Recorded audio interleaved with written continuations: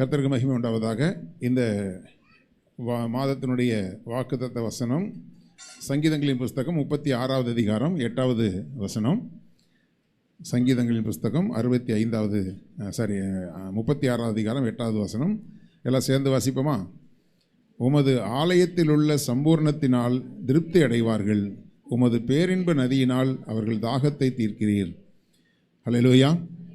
உம்முடைய ஆலயத்தில் உள்ள சம்பூர்ணம், அதாவது பொதுவாக இப்போ பிள்ளைகள்கிட்ட போயிட்டு கிச்சனில் இந்த பொருள் இருக்குது எடுத்துகிட்டு வா, அல்லது பெட்ரூமில் இந்த பொருள் இருக்குது எடுத்துகிட்டு வா அப்படின்னு அனுப்பி விட்டோம்னா நம்ம பிள்ளைகள் அதிகமாக சொல்கிற வார்த்தை என்னன்னு சொல்லுங்களேன்?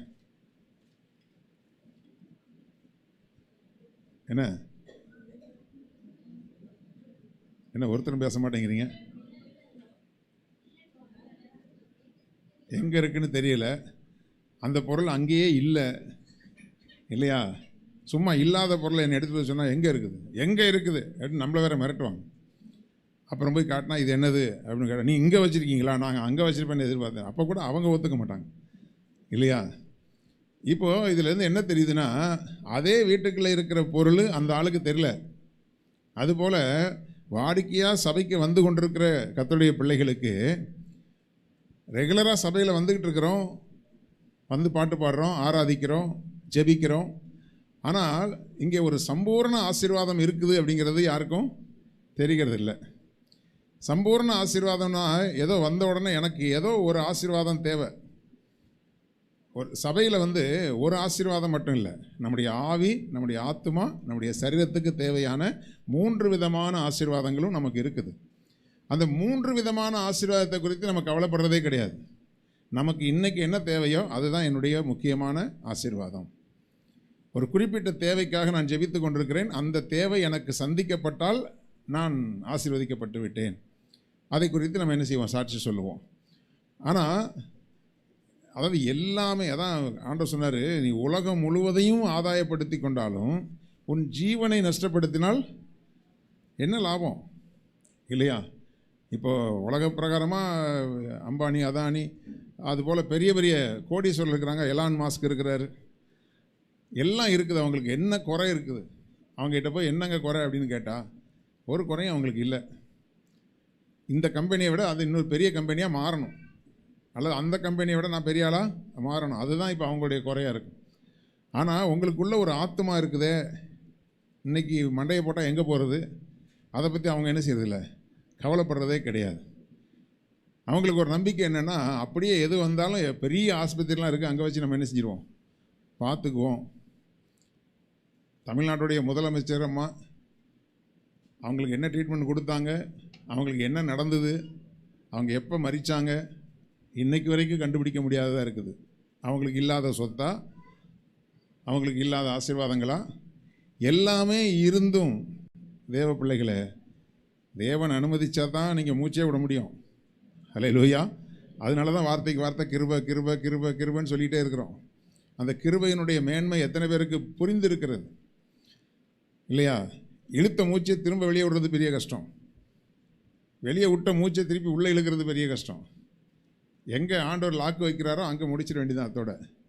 அப்படி இருக்கும் பொழுது நம்மை படைத்த சிருஷ்டித்த தேவாதி தேவன் ஒருவர் இருக்கிறார், அவரிடத்தில் இன்னும் அநேக ஆசீர்வாதங்களுடைய. இப்போ தாவீது, எனக்கு ரொம்ப பிடிச்ச வசனம், ஆண்டவருடைய தாவீதுடைய எதிர்காலத்தை குறித்து அங்கே வாக்குத்தத்தம் வந்த பொழுது, ஆண்டவரே வெகு காலத்துக்கு பின் வரக்கூடிய ஒரு நன்மைகளை ஆசீர்வாதங்களாம் எனக்கு கொடுத்துட்டீங்க, இம்மட்டும் என்னை கொண்டு வருகிறதற்கு உமது அடியான் எம்மாத்திரம், உமது அடியானுடைய வீடும் எம்மாத்திரம் அப்படின்னு சொல்லிட்டு ஒரு வார்த்தை சொல்கிறாரு. இது உம்முடைய பார்வைக்கு கொஞ்ச காரியமாக இருக்கிறார். அல்லேலூயா. இன்றைக்கி நீங்கள் கொடுத்த வாக்குத்தத்தம், கொடுக்க போகிற நன்மை, இதெல்லாம் கொஞ்ச காரியம், இன்னும் அநேகம் உம்மிடத்தில் இருக்கிறார். அல்லேலூயா.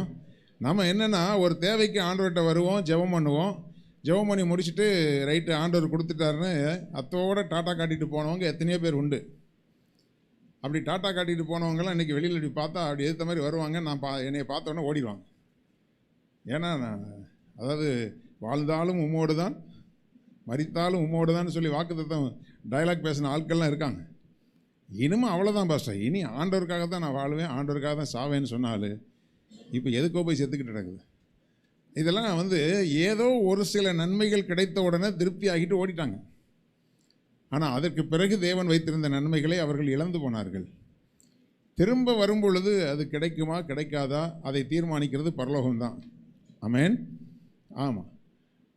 அப்படி இருக்கும் பொழுது ஆலயத்தில் உள்ள சம்பூர்ணத்தினால் திருப்தி அடைவார்கள். இதுவரைக்கும் நீங்கள் வந்து கொண்டிருக்கிறவங்க ஏதோ ஒரு விதத்தில் திருப்தி அடைஞ்சிக்கிட்டு இருக்கிறதுனால தான் ஆலயத்துக்கு வந்துட்டு இருக்கிறீங்க. அந்த இன்னொரு வசனம் இருக்குது பாருங்கள், 65:4 சங்கீதம் 65:4, உம்முடைய பிரகாரங்களில் வாசமாக இருக்கும்படி நீர் தெரிந்து கொண்டு சேர்த்து கொள்ளுகிறவன் பாக்கியவான். உம்முடைய பரிசுத்த ஆலயமாகிய உமது வீட்டின் நன்மையால் திருப்தியாவோம் அப்படிங்கிறார். அப்போது உம்முடைய பிரகாரங்களில் வாசமாக இருக்கும்படி நீர் தெரிந்து கொண்டு சேர்த்து கொள்ளுகிறவன் பாக்கியவான் அப்படின்னா, அந்த நாட்களில் நம்ம போன வாரங்கள்லாம் பார்த்தோம், பிரகாரத்தில் தான் ஜனங்கள் போக முடியும். அதுவும் பிரகாரத்துக்கு வந்துட்டு பலி செலுத்திட்டு போயிடுவாங்க, அங்கேயே வாசமாக இருக்க மாட்டாங்க. ஒரு சிலருக்கு அந்த வாய்ப்புகள் உண்டு.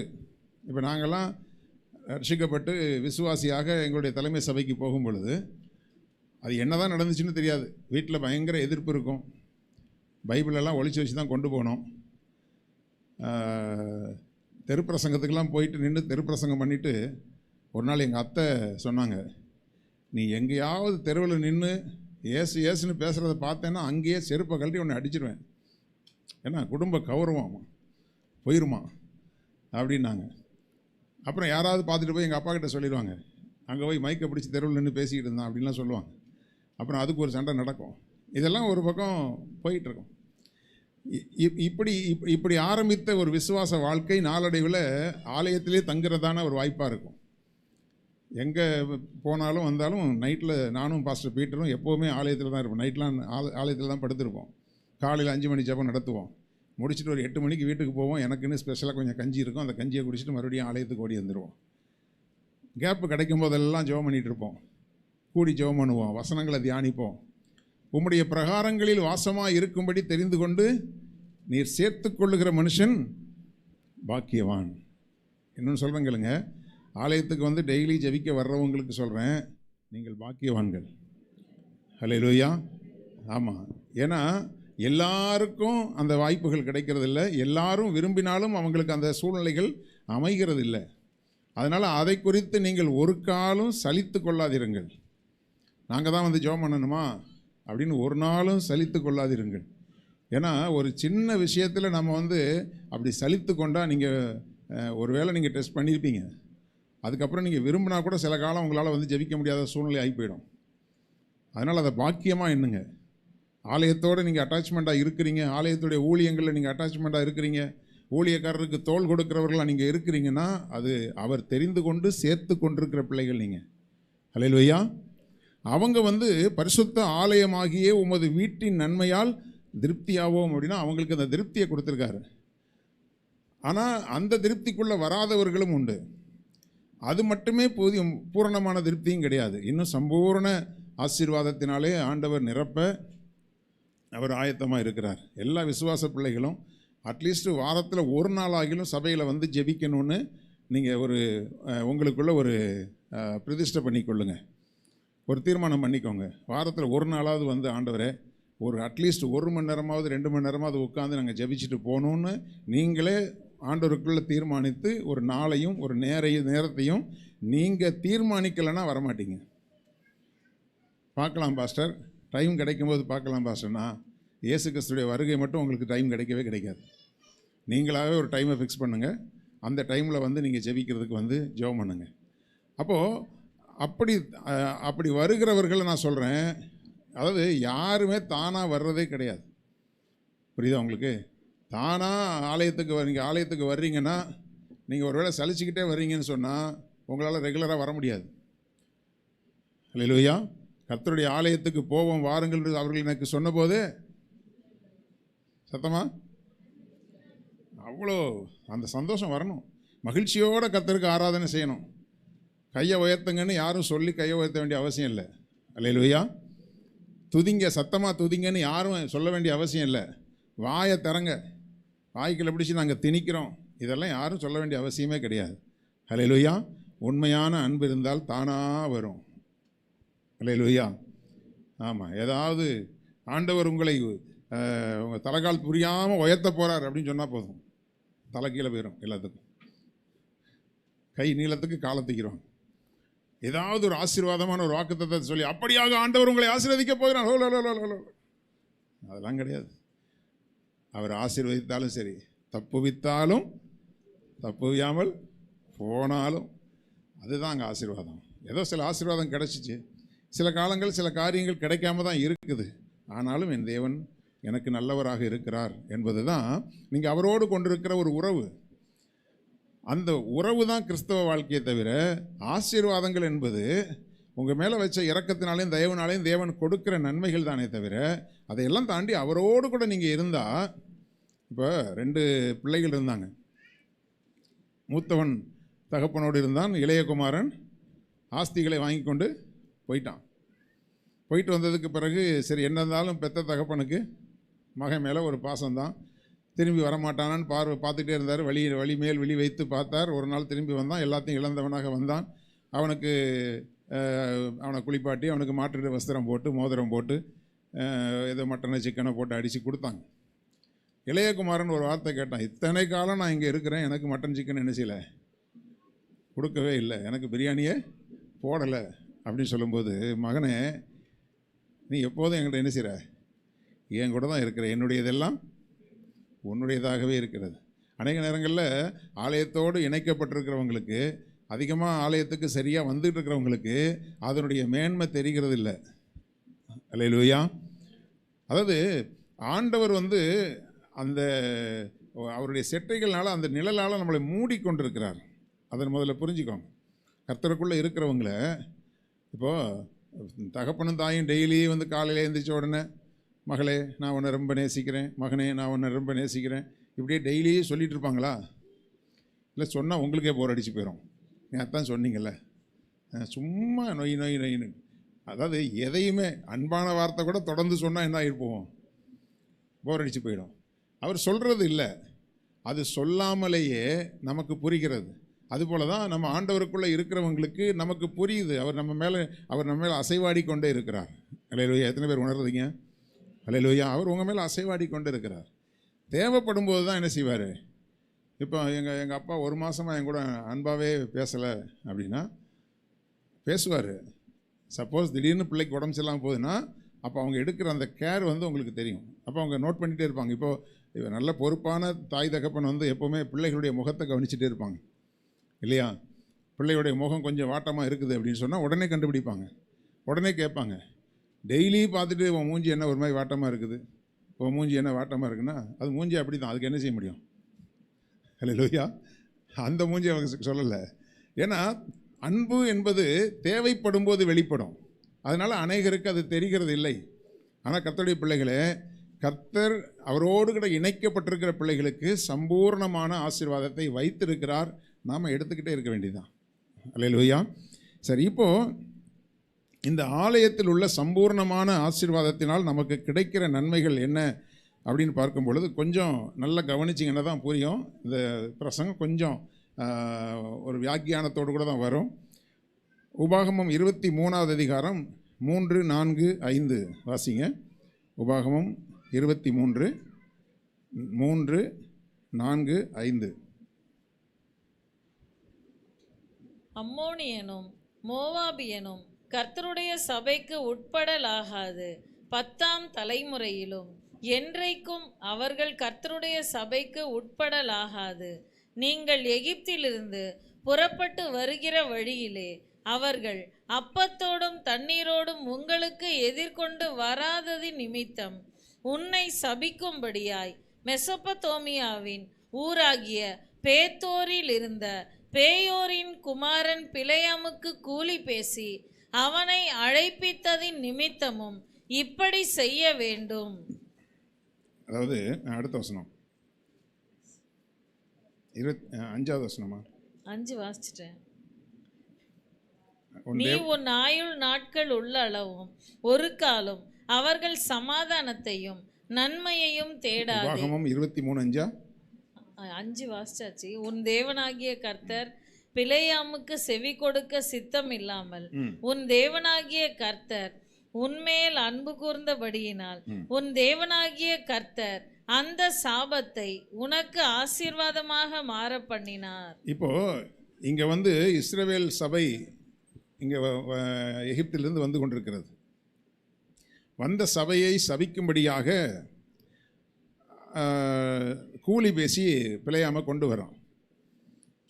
அதாவது அம்மோனியனும் மோவாபியனும் கர்த்தருடைய சபைக்கு உட்படலாகாது அப்படின்னு ஒரு சாபத்தை கொடுத்துருக்குறாங்க. இவங்க ரெண்டு பேரும் யாருன்னா, அம்மோனியர்கள் யாருடைய சந்ததி, மோவாபியர் யாருடைய சந்ததின்னு பார்க்கும்போது லோத்துக்கும் அவனுடைய குமாரத்திகளுக்கும் பிறந்த அருவருப்பாய் பிறந்த சந்ததி என்று சொல்லி பார்க்கிறோம். இப்போ அவங்க அருவருப்பாக பிறந்ததில் அவங்களுடைய அருவருப்பு அவங்களோட போகுது. ஆனால் பிள்ளைகளுக்கு இது தெரியாது இல்லையா? உண்மை தானே? பிள்ளைகள் எப்படி பிறந்தாங்கிறது பிள்ளைகளுக்கு தெரியாது. அதை கூட ஆண்டவர் விட்டு வச்சிருந்தார். இப்போ ஏன் சபைக்குள்ளே அவங்க வரக்கூடாது அப்படின்னு சொன்னால், இந்த ரெண்டு பேரும் அவங்க செஞ்ச வேலை என்ன அப்படின்னு சொன்னால், நீங்கள் எகிப்திலிருந்து புறப்பட்டு வருகிற வழியிலே அவர்கள் அப்பத்தோடும் தண்ணீரோடும் உங்களுக்கு எதிர்கொண்டு வராதது நிமித்தம் உன்னை சபிக்கும்படியாய், கீழே அடுத்த வசனத்துக்கு போயிடுவோம், உன் தேவனாகிய கர்த்தர் பிழையாமுக்கு செவி கொடுக்க சித்தம் இல்லாமல். ஏன்னா அது பெரிய அவனுடைய சந்ததியெல்லாம் சொல்லப்பட்டிருக்குது. பெயரின் குமாரன் ஆகிய பிழையாமுக்கு கூலி பேசி கொண்டு வந்தான். இப்போது தேவ பிள்ளைகளுக்காக தேவன் கொண்டிருக்கிற வைராக்கியம் எப்படிப்பட்டதாக இருக்குது பாருங்க. வருகிற வழியில் இவங்க என்ன கொண்டு வந்திருக்கணுமா? அப்பத்தோடும் தண்ணீரோடும் உங்களுக்கு எதிர்கொண்டு வராதது நிமித்தமாய். அதாவது தேவன் மேல் வாஞ்சையாக இருக்கிற பிள்ளைகளுக்காக தேவன் வைத்திருக்கிற வைராக்கியம் எப்படி இருக்குதுன்னா, உங்களுக்கு சில நேரங்களில் சில நன்மைகளை மறுத்தவர்கள், உங்களுக்கு கொடுப்பதற்கு அவர்களுக்குரிய வாய்ப்புகள் இருந்திருந்தாலும் அதை நமக்கு நன்மைகளை செய்யாமல் நமக்கு வர வேண்டிய நன்மைகளை தடுத்தவர்கள் சில பேர் இருக்காங்க பாருங்க. அவங்க நிமித்தமாக கூட கர்த்தர் ஒரு வைராக்கியத்தை பாராட்டி அவங்கெல்லாம் சேர்ந்து இப்போ அவங்க முறைப்படி நமக்கு நன்மை செஞ்சுருக்கணும். நன்மை செய்கிறதுக்கு பதிலாக அவன் சபிக்கிறதுக்கு ஒரு ஆளுக்கு கூலி பிடிச்சு கொண்டு வரான். இப்படி கூலி பேசி கொண்டு வரும்பொழுது அவனும் கர்த்தருடைய தீர்க்கதரிசியா என்பதில் சில குளறுபடிகள் இருக்கிறது.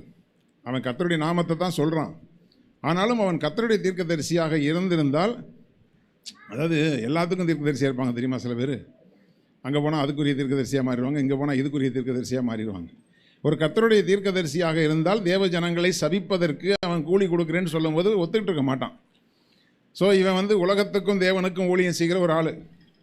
இவனை கூலி பொருத்தி அவன் கொண்டு வரும் பொழுது ஆண்டவர் சொல்கிறாரு, பிழையாமுக்கு செவி கொடுக்க சித்தமில்லாமல் உன் தேவனாகிய கர்த்தர் உன்மேல் அன்பு கூர்ந்தபடியால் உன் தேவனாகிய கர்த்தர் அந்த சாபத்தை உனக்கு, வாசிங்க,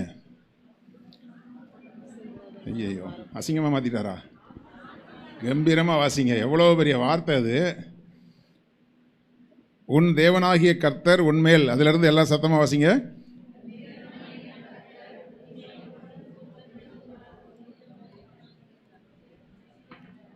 அன்பு கூர்ந்தபடியினால சாபத்தை ஆசீர்வாதமாக மாற்றிட்டார். அல்லேலூயா. தேவன் தம்முடைய ஆலயத்தில் வச்சிருக்கிற ஒரு பெரிய நன்மை, பெரிய சம்பூர்ண ஆசீர்வாதத்தில் மிக முக்கியமான ஒரு காரியங்க. நீங்கள் ஆலயத்தில் அவருடைய பிரசன்னத்தோடு கூட நீங்கள் இருக்கிறவர்களாக இருக்கும் பொழுது, ஆலயத்தில் இணைக்கப்பட்டவர்களாக இருக்கும் பொழுது, அவருடைய சம்பூர்ண ஆசீர்வாதங்களில் மிக முக்கியமான ஒன்று, யார் உங்களை சபிச்சாலும் எந்த சாபமும் உங்கள் மேலே வராது. அல்லேலூயாலாம் சொல்லக்கூடாது. ஏன்னா அது மோசமான வார்த்தை இப்போ நான் சொல்லியிருக்கிறேன். அல்லேலூயா. ஏன் இப்படி இருக்கிறீங்கன்னு எனக்கு புரியலையே பாஸ்டர். இப்படி சொல்லிட்டாங்க பாஸ்டர், இந்த மாதிரி ஒரு வார்த்தையை சொல்லிட்டாங்க பாஸ்டர். அதாவது எனக்கே உங்கள் மேலே சந்தேகமாக இருக்குது, நீங்கள் உண்மையாகவே கர்த்தரோட தான் இருக்கிறீங்களான்னு. ஏன் தெரியுமா? இப்போ நீங்கள் கர்த்தர் பெரியவரா அல்லது உங்களுக்கு விரோதமாய் பேசினவர்கள் பெரியவர்களா? கர்த்தர் தானே பெரியவர். அப்போ யாருடைய வார்த்தை பெருசு? அவருடைய வார்த்தை தான் பெருசு. அவருடைய வார்த்தையை அறிஞ்சிருக்கிற நீங்கள் யாரோ ஒருத்தர் சாபமான வார்த்தையை சொல்லிட்டாங்கன்னு ஏன் உட்காந்து எழுதிட்டு இருக்கிறீங்க? என் கூட பிறந்த அக்கா இப்படி சொல்லிட்டா பாஸ்டர். அந்த அக்கா பெரிய ஆளா, ஆண்டவர் பெரிய ஆளா? சொல்லுங்க. எங்கள் மாமியார் இப்படி சொல்லிட்டாங்க, என் மருமகா இப்படி சொல்லிட்டா, எங்கள் அத்தை இப்படி சொல்லிட்டாங்க. யார் என்ன சொன்னாலும் உங்களை யாராலையும் அசைக்க முடியாது. அல்லேலூயா. தேவன் அதன் நடுவில் இருக்கிறார். அது அசையாது. இதுதான் தேவனுடைய ஆலயத்தில் இருக்கிற சம்பூர்ணமான ஆசீர்வாதம். ஆனால் இதை யாருமே எடுத்து சுதந்திரித்து கொள்ளுகிறதே கிடையாது. யாரோ மனுஷர்கள் சொன்ன வார்த்தைகளுக்காக நீங்கள் துவண்டு போய் உக்காந்துட்டு இருக்கிறீங்க அப்படின்னு சொன்னால், நீங்கள் உங்களை ஆலயத்தில் இருக்கிற சம்பூரணத்தை நீங்கள் இன்னும் யூஸ் பண்ணலன்னு அர்த்தம். அல்லேலூயா. எப்போவுமே தேவையை மட்டும் நம்ம எடுக்கிறது தான் பிரச்சனையே. நமக்கு அந்த நாட்களுக்குரிய தேவைகளை மட்டும்தான் எடுக்கிறோம் ஆலயத்திலிருந்து. ஆனால் அதையெல்லாம் தாண்டி ஒரு சம்பூர்ண ஆசீர்வாதம் நமக்கு இருக்கிறது. அந்த சம்பூர்ண ஆசீர்வாதத்தில் மிக முக்கியமான ஒரு காரியம், எந்த மனுஷன் உங்களை சபித்தாலும். இன்னொன்று சொல்கிறேன் உங்களுக்கு, அதாவது என்னைய சில பேர் சபிச்சாங்க, ஓப்பனாகவே சபிச்சாங்க. எனக்கு அதை பற்றி கொஞ்சம் கூட கவலை கிடையாது. ஏன் தெரியுமா? நான் யார்? பாஸ்டரா? ஆண்டவருடைய பிள்ளைங்கிறது பொதுவானது. நாம் எல்லாரும் ஆபிரகாமுடைய சந்ததி. சத்தமாக சொல்லுங்கள். நம்முடைய தகப்பன் யார்? நாம் யாருடைய சந்ததி?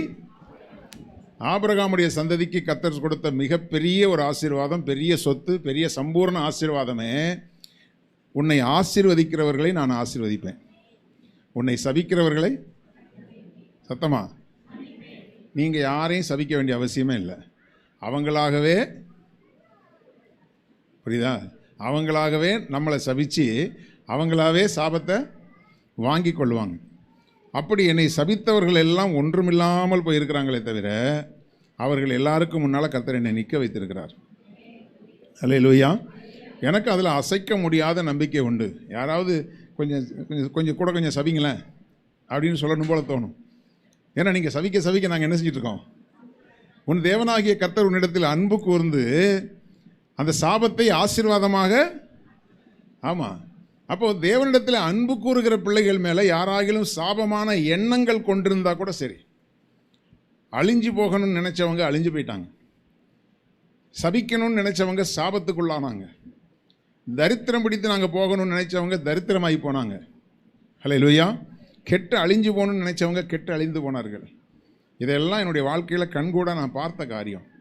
அதனால் கர்த்தருடைய பிள்ளைகளை, ஆலயத்தில் இருக்கிற சம்பூர்ண ஆசீர்வாதங்களில் முக்கியமான ஒரு காரியமே, உன் தேவனாகிய கர்த்தர் பிழையாமுக்கு செவி கொடுக்க சித்தம் இல்லை அவருக்கு. அவன் ஒரு தீர்க்கதரிசியாகவே இருக்கட்டும். சில பேர் சொல்லுவாங்க, ஒரு பாஸ்டர் என்னை சபிச்சிட்டாரு. சில பேர் உண்மையாகவே சில சபிக்கிற பாஸ்டர்கள்லாம் இருக்காங்க. சபிக்கிற பாஸ்டர்ஸ் சபிக்கப்பட்ட பாஸ்டர்ஸ் தான் நான் சொல்லுவேன். யாரையும் சபிப்பதற்கு தேவன் அனுமதி கொடுக்கறதில்ல, எவ்வளோ பெரிய ஊழியக்காரனாக இருக்கட்டும். அல்லேலூயா. ஆமாம், அவர் அதுக்கெல்லாம் பிழையாமுக்கெல்லாம் செவி கொடுக்கவே மாட்டார். யார் சபிக்கிறாங்களோ சபிக்கிற ஆளெல்லாம் பிழையாமு தான். ஒருவேளை நீங்கள் தப்பே செஞ்சுருந்தாலும் சரி, உங்களை சபிக்கிறதுக்கு யாருக்கும் அதிகாரம் இல்லை. எத்தனை பேருக்கு தெரியும்? உங்கள் அதிகாரம் எத்தனை பேருக்கு தெரியும்? அல்லேலூயா. நம்மளை போட்டு அடித்து சொட்டை தட்டுவார், அதெல்லாம் பண்ணுவார். எங்கெங்கே சொட்டையாக இருக்கிறோமோ அங்கெல்லாம் போட்டு தட்டுவார், உள்ளே தட்டுவார், வெளியே தட்டுவார், சரி பண்ண தான் பார்ப்பாரே தவிர நம்மை அழித்து போட தேவன் என்ன செய்ய மாட்டார். ஒரு நாளும் தேவன் விரும்ப மாட்டார். அப்படி இருக்கும் பொழுது சாபமான வார்த்தைகளை கேட்டு கலங்காதிருங்கள். அந்த சாபத்தை ஆசீர்வாதமாய் மாற்றுகிற ஒரு தேவன் நமக்கு இந்த திருச்சபையில் இருக்கிறார். அடுத்தது அவன் 23:20-21 நீங்கள் பார்த்தீங்கன்னா, என்னாகமத்தில் 23:20-21 இதோ ஆசீர்வதிக்க கட்டளை பெற்றேன், அவர் ஆசீர்வதிக்கிறார், அதை நான் திருப்பக்கூடாது. இந்த வார்த்தையை நீங்கள் கேட்டு பாருங்கள். அவன் வந்தது எதுக்கு தான் வந்தான் சொல்லுங்கள்? அவன் சபிக்க தான் வந்தான். ஆசீர்வதிக்க கட்டளை பெற்றான். லாபான் எதுக்கு வந்தான்? யாக்கோபுக்கு தீமை செய்ய வந்தான். ஆனால் அவனை மாதிரி ஒரு மாமனார் நான் உலகத்திலே பார்த்தது கிடையாதுங்க. 2 பொண்ணை கட்டி கொடுத்துட்டு மருமகனை தீர்த்து கட்டுறதுக்கு வரான் பாருங்க. அல்லேலூயா. உங்களில் யாருக்கும் அப்படி ஒரு மாமனார் கிடச்சிருக்கவே மாட்டார். சரி, எப்படியோ பொண்ணை கொடுத்துட்டோம், மருமகன் அக்கிரமமே பண்ணினாலும் எப்படியாவது பிள்ளைய வச்சு நல்லா வாழட்டும் அப்படின்னு தான் எந்த மாமனார்னு நினைப்பாங்க. ஆனால் அவனுக்கு தீமை செய்யும்படிக்கு அங்கிருந்து வந்தான். ஏய்,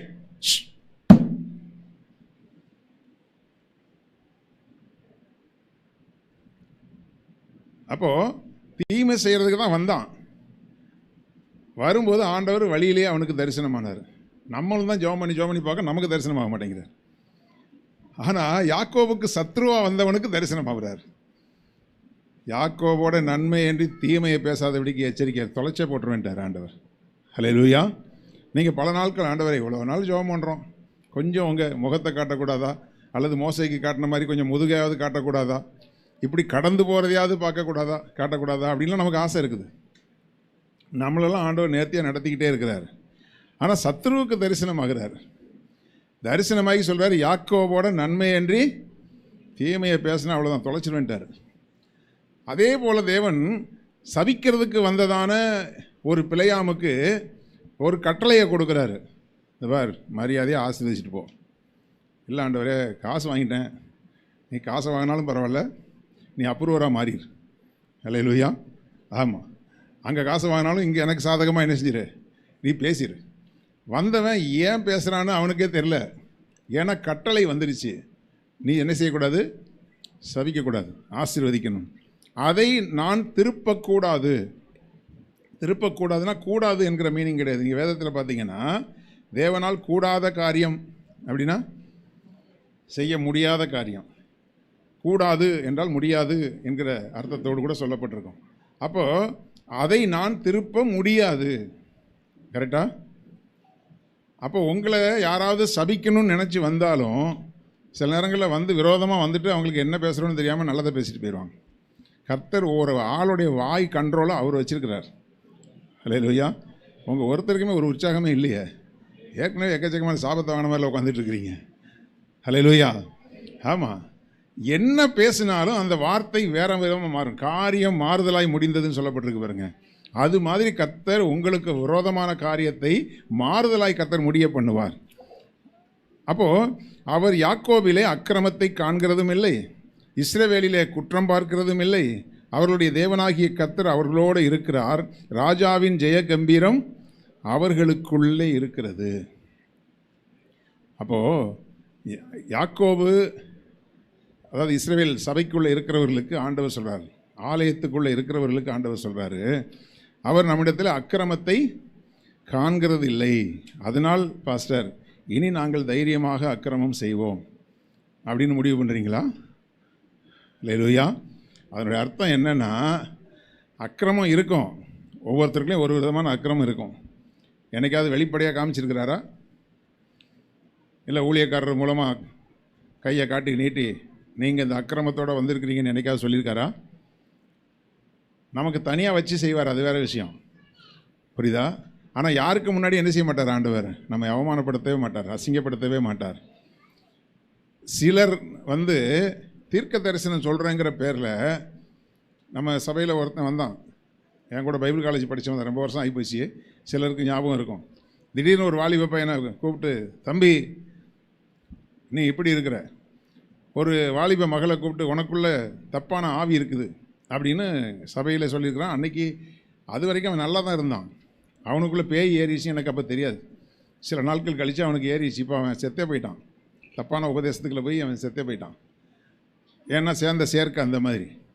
அந்த நாட்களில் சில நேரங்களில் நான் இல்லாத நேரத்தில் அந்த தம்பியை நான் வந்து இங்கே மெசேஜுக்கு விடுவேன். நான் வேறு ஒரு சபைக்கு மெசேஜுக்கு போயிட்டு அவனை இங்கே விட்டுட்டு போகும்போது இங்கே இருந்த சில பிள்ளைகளை வந்து நேரடியாக தப்பாக பேசியிருக்கிறான்.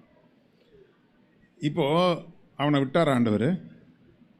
பேசுனது பிள்ளையாம் பெரிய தீர்க்கதரிசியாச்சுன்னு விட்டாரா? அதாவது அப்படி கர்த்தர் யாரையும் அசிங்கப்படுத்த மாட்டாருங்க. அப்படி சொன்னால் அந்த நபர் வந்து தவறான தீர்க்கதரிசி தானே தவிர யாருக்கு முன்னாடியும் தேவன் நம்மை அவமானப்படுத்தவே மாட்டார்.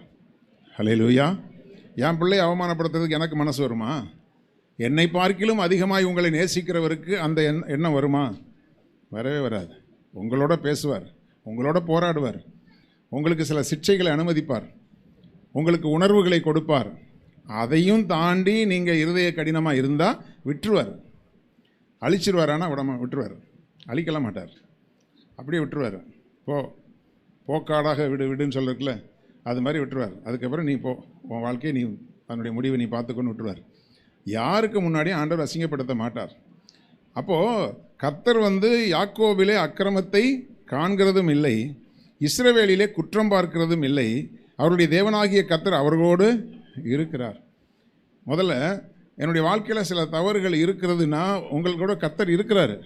எதுக்குன்னா உங்களுக்குள்ள உணர்வை கொடுக்கும்படியாக அவர் இருக்கிறார். ஹல்லேலூயா. அதனால தான் நான் உங்களுக்கு அடிக்கடி சொல்லுவேன், உங்களை கண்டிக்கிறதுக்கு ஆள் இருக்கிற வரைக்கும் கர்த்தருடைய கிருபை உங்கள் மேலே இருக்குதுன்னு அர்த்தம். இதுக்கு மேலே உங்களை யாரும் கண்டிக்கக்கூடாதுன்னு முடிவு பண்ணிட்டாங்கன்னா கர்த்தர் உங்களை கைவிட்டார் என்று அர்த்தம். நான் சொல்கிறது உண்மையா இல்லையா? நம்ம கண்டிக்கிறதுக்கு ஆள் இருக்கிற வரைக்கும் தான் கர்த்தருடைய கிருபை நம்ம மேலே இருக்குதுன்னு அர்த்தம். அப்போ அந்த கண்டிப்பு, ஆண்டவரே என்னை விட்டுறாதீங்க அப்படின்னா என்ன அர்த்தம்னா, உங்களை தனிப்பட்ட முறையில் கண்டிப்பார். உங்களுடைய குறைகளை ஊழியக்காரனுக்கு வெளிப்படுத்தி சொல்ல மாட்டார். ஆனால் ஊழியக்காரன் மூலமாக வருகிற வார்த்தையின் மூலமாக நீங்கள் குத்தப்படுவீர்கள். ஹல்லேலூயா. எதுக்கு இந்த வார்த்தை வருதுன்னு எங்களுக்கே தெரியாது. ஆனால் கர்த்தர் உங்களோடு பேசி உங்களுக்கு என்ன செய்வார்? உணர்வை கொடுப்பார். அதுதான் தேவன் உங்கள் மேலே வச்சிருக்கிற அன்பு. எதுவுமே எனக்கு ஒன்றுமே தெரியல பாஸ்டர், எதுவுமே எனக்கு வார்த்தை ஒன்றுமே எனக்கு வந்த மாதிரியே தெரியல அப்படின்னா கொஞ்சம் உங்களை நீங்களே பரிசோதித்து பார்த்து உபவாசம் பண்ணி ஜெபித்து, ஆண்டவரை எனக்குள்ள உணர்வை தாரும்னு சொல்லி என்ன செய்யுங்க. ஆமாம், கேளுங்க. அந்த உணர்வை மட்டும், இப்போது நம்ம உடம்புல அந்த சென்ஸ் இருக்கு இல்லையா, தொடுகிற உணர்வு, அந்த உணர்வு குறைந்த பகுதியில் பிரச்சனை இருக்குதுன்னு அர்த்தம். அப்படி தானே டாக்டர் சொல்லுவாங்க. எங்கெல்லாம் உங்களுக்கு அந்த மரத்து போன ஒரு சூழ்நிலை இருக்குதோ அங்கே ஏதோ உள்ள பிரச்சனை இருக்குதுன்னு அர்த்தம். அதுவும் இருதயத்தில் உணர்வு இல்லாமல் போச்சுன்னா ரொம்ப கஷ்டம். ஹல்லேலூயா. அதுக்கு தான் நீங்கள் ரொம்ப கேர்ஃபுல்லாக இருக்கணும். அப்போது தேவனுடைய ஆலயத்தில் இருக்கிறவர்களுக்கு தேவன் வைத்திருக்கிற மிகப்பெரிய ஒரு சம்பூர்ண ஆசீர்வாதம் என்ன அப்படின்னு சொன்னால், உங்களுக்கு வருகிற சாபத்தை ஆசீர்வாதமாய் மாற்றுவார். அது மாத்திரமல்ல, உங்களுடைய அக்கிரமங்களை தேவன் என்ன செய்ய மாட்டார்? மற்றவர்களுக்கு சொல்லி உங்களை அவமானப்படுத்த மாட்டார். ஆனால் தனிப்பட்ட முறையில் பர்சனல் என்கவுண்டர் உள்ள நடந்துக்கிட்டே இருக்கும். உங்களோட ஆண்டவர் பேசிக்கிட்டு தான் இருப்பார். எத்தனை பேரோட ஆண்டவர் பேசிகிட்டு இருக்கிறார்? ஹல்லேலூயா. சரி, இது இப்போ நீங்கள் யோசிச்சிருப்பீங்க, சம்பூர்ண ஆசீர்வாதம்னா பாஸ்டர் வந்து ஏதாவது உயர்த்துறதை பற்றி, ஆசீர்வதிக்கிறதை பற்றி, பெருக்கமடையதை பற்றி பேசுவார் அப்படின்னு நானும் அப்படி தான் நினச்சேன். ஆண்டவர் வாக்குத்தத்தம் கொடுக்கும்போது அப்படி தான் கொடுப்பார் போலன்னு நினச்சேன். ஆனால் ஆண்டவர் வித்தியாசமாக நமக்கு என்ன செய்கிறார்? ஆசீர்வாதத்தை வைத்திருக்கிறார். அடுத்தது, அப்போ இஸ்ரவேல் சபையில் இருக்கக்கூடியவர்கள் இன்றைக்கு மொத்த இஸ்ரவேலையும் சேர்த்து யூதர்கள் தான் சொல்கிறாங்க இல்லையா? தெரியுமா உங்களுக்கு? இஸ்ரவேலில் 12 கோத்திரம் உண்டு. அந்த 12 கோத்திரங்களும் ஹிட்லருடைய நாட்களில் சிதறடிக்கப்பட்டது. அது பல சிறையிருப்புகள் நடந்தது, அங்கங்கே சிதறடிக்கப்பட்டு கடைசியில் ஹிட்லருடைய நாட்களில் தேசத்தை விட்டு சிதறடிக்கப்பட்டார்கள். அதற்கு பிறகு எல்லாரும் கூடி வரும்போது, எல்லாரும் சேர்ந்து இஸ்ரவேலர்கள்ங்கிற ஒரு இதுக்குள்ளே வரும்போது 12 கோத்திரங்கள் எப்படி போச்சுன்னு தெரியாது. ஆனால் அவங்க எல்லாரும் குறிப்பாக இப்போ யூதர்கள் அப்படிங்கிற பேரில் தான் வராங்க. இப்போ இஸ்ரேலில் யார் இருக்கிறாங்க சொல்லுங்கள்? என்ன கோத்திரம்னு யாருக்கும் தெரியாது. ஆமாம், ஆண்டவர் போட்டு 4 சாத்துனா தான் நம்ம என்ன ஜாதி, என்ன குலம், என்ன கோத்திரங்கிறதெல்லாம் இல்லாமல் போகும். அது சாத்துற வரைக்கும் நாங்கள் இந்த கோத்திரம், அதனால் எங்களுக்கு ஆத்திரம்னு சொல்லிகிட்டு இருப்போம். ஹல்லேலூயா. அதை எல்லாத்தையும் தேவன் முறியடித்து கொண்டு போய் மொத்தத்துக்கு யூத கோத்திரமாக சேர்த்துட்டார். இப்போ அந்த யூதர்கள் எல்லாம் சேர்ந்து புதிய ஏற்பாட்டு காலத்தில் வரும்போது என்ன கொடுமை பண்ணாங்கன்னா, நாங்கள்லாம் யூதர்கள், எங்கே போனாலும் நம்ம புத்தி மாறவே மாறாது. இப்போ வெளிநாட்டுக்கு போனதுக்கப்புறம் யாராவது இந்தியர்களை பார்த்தா அவங்களுக்கு நீங்கள் இந்தியாவா அப்படின்னு பெருமையாக பேசுவாங்க. அங்கேயும் நம்ம ஆட்கள் தமிழ் ஆட்களை பார்த்துட்டா தமிழ் ஆட்களாக நம்ம ஒன்றாயிருவோன்னுவாங்க. அப்புறம் தமிழ் ஆட்கள்லாம் ஒன்றானதுக்கு பிறகு நம்ம ஜாதி ஆட்கள்லாம் ஒன்றாகும். இந்த வியாதி போகவே போகாது. ஹல்லேலூயா. ஆனால் ஒரு இந்தியனை பார்த்துட மாட்டோமான்னு முதல்ல ஏங்குவாங்க. அது அப்புறம் இந்தியர்கள்லாம் சேர்ந்ததுக்கப்புறம் அந்த இந்தியர்களுக்குள்ள இப்போ ஒன்றும் இல்லை, பிராமண குடும்பங்கள்லேருந்து ரட்சிக்கப்பட்டவர்கள் எத்தனை பேர் இருக்காங்க. அந்த பிராமண குடும்பத்திலிருந்து ரட்சிக்கப்பட்டதுக்கு பிறகு அந்த பிராமணர்கள்லாம் சேர்ந்து ஒரு அமைப்பை ஏற்படுத்தினாங்க. அதுக்கு பிறகு அவங்க சம்மந்தம் பண்ணுறதெல்லாம் பார்த்திங்கன்னா அதுக்குள்ளே தான் சம்மந்தம் பண்ணுவாங்க. அப்புறம் எங்கே இயேசுநாதர் உள்ளே இருக்கார்? ஹல்லேலூயா. ஆமாம், அதனால் இதிலெல்லாம் இந்த அபாயங்களுக்கு நம்ம என்ன செய்யணும்? விலகி இருக்க வேண்டியது மிக அவசியமான காரியம். கொஞ்சம் வெளியில் போயிட்டு வந்துட்டேன், சோத்திரம். சரி, இப்போது புறம்பான இந்த ரோமர் 2:28-29 இந்த வார்த்தை சொல்லப்பட்டிருக்கிறது.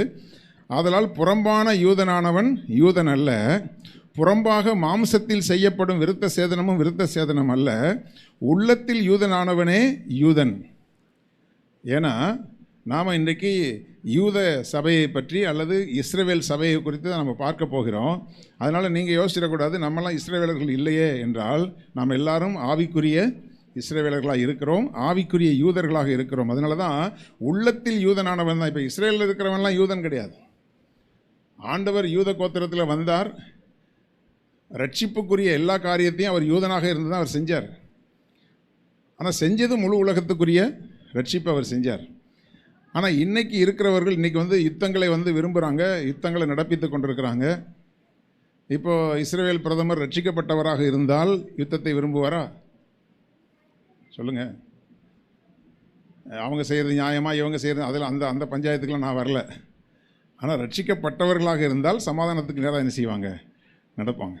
அப்போது அந்த ரட்சிப்பு அவர்களுக்கு இல்லை. அதைத்தான் பவுல் சொல்கிறாரு, உள்ளத்தில் யூதனானவன் தான் யூதன் ஆண்டவருடைய பார்வையில். வெறும் மாம்சத்தின்படி யூதனானவன் யூதன் கிடையாது. அப்போது ஆவிக்குரிய யூதர்களாக நாம் இருக்கிறோம், ஆவிக்குரிய இஸ்ரவேலர்களாக நாம் இருக்கிறோம்.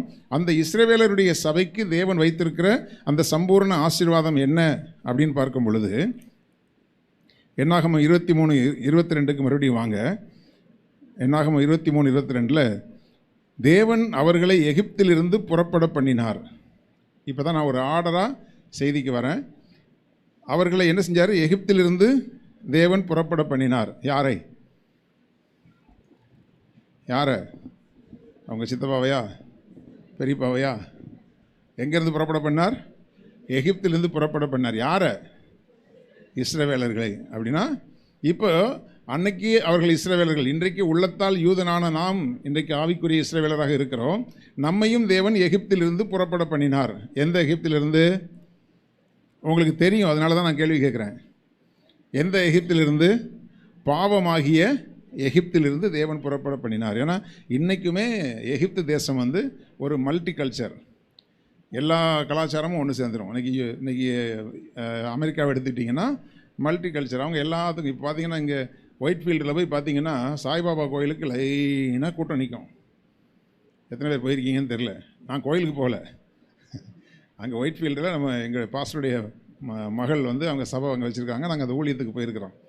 ஒயிட் ஃபீல்டுனா சாய்பாபாவுடைய ஆசிரமம் இருக்கக்கூடிய இடம். அங்கே வரக்கூடிய பக்தர்கள்லாம் யாருன்னா அமெரிக்கர்களும் இங்கிலாந்தை சேர்ந்தவர்களும். அவங்க லைனில் நிற்பாங்க. இஸ்ரவேலில் ஒரு தேவன் இருக்கிறாருங்கிறதே தெரியாது. ஏன்னா அதாவது வீட்டில் இருக்கிற பொண்டாட்டியோட பேசாதவன் ஊரில் உள்ளாட்ட போய் பேசிட்டு நிற்பான்ல, அது மாதிரி வீட்டில் இருக்கிற தேவனோடு நல்ல உறவு இல்லாதவர்கள் எங்கேயாவது போய் தேடுறது. இன்னொன்று என்னென்னா, அம்மா சாஞ்சிட போகிறாங்க, கொஞ்சம் அவங்கள நேராக உட்காந்து தூங்க சொல்லுங்கள், பாவம் அவங்க குப்பம்மாம்மா ஸ்தோத்திரமா, தைரியமாக இருங்க, தெம்பாக இருங்க, கீழே விழுந்துடக்கூடாது. கர்த்தருக்கு ஸ்தோத்திரம். நீங்கள் ரொம்ப தூரத்துலேருந்து வரீங்க, உங்களுக்கு பிபி இருக்குது, சுகர் இருக்குது, உங்களுடைய பலவீனம் எங்களுக்கு தெரியும். ஆனாலும் கொஞ்சம் தைரியமாக இருங்க. சரி, என்ன சொன்னேன்?